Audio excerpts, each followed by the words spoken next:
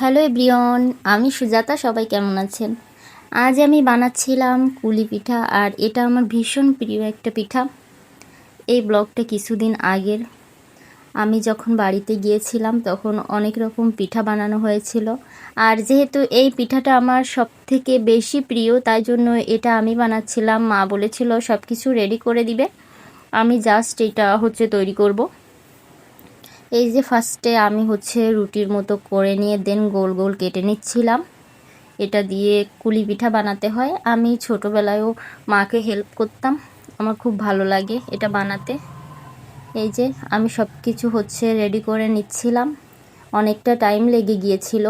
এরপর মা অলরেডি সব রেডি করে দিয়েছিল, নারকেল কোড়াটাও ভেজে দিয়েছিল। এই যে সুন্দর করে আমি এখন কুলি পিঠাটা তৈরি করব।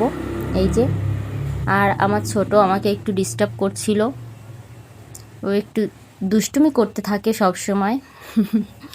এই যে আমি এখন বসে বসে পিঠা তৈরি করছিলাম।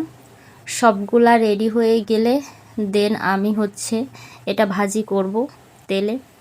আর এটা অনেক রকমভাবে বানানো যায়, অনেকে ভাপা দিয়ে বানায়, অনেক রকমভাবেই তৈরি করা যায়, যার যেমন ইচ্ছা। বাট আমার কাছে মনে হয় তেলে ভাজা বেশি ভালো লাগে। এরপর এই যে আমার সবগুলো পিঠা রেডি হয়ে গেছে। দেখতে কেমন হয়েছিল, খুব বেশি ভালো হয়নি। এই যে এখন আমি এইগুলা ভাজি করব, বাট আজকে মাটির চুলাতে ভাজি করতে হবে, প্রচণ্ড গরম, তারপর কিছু করার নেই। এই যে এখন আমি ভেজে নিলাম পিঠাগুলো। অনেক সুন্দর হয়েছিল খেতে, আমার কাছে ভালো লেগেছিল, খুবই মজার ছিল পিঠাটা। এই যে আমি ভেজে দেখছিলাম মানে কেমন হয়েছে দেখতে। মোটামুটি ভালোই ভাজা হয়েছিল, অতিরিক্ত ভাজলেও আবার ভালো লাগবে না, একটু নরম নরম থাকবে।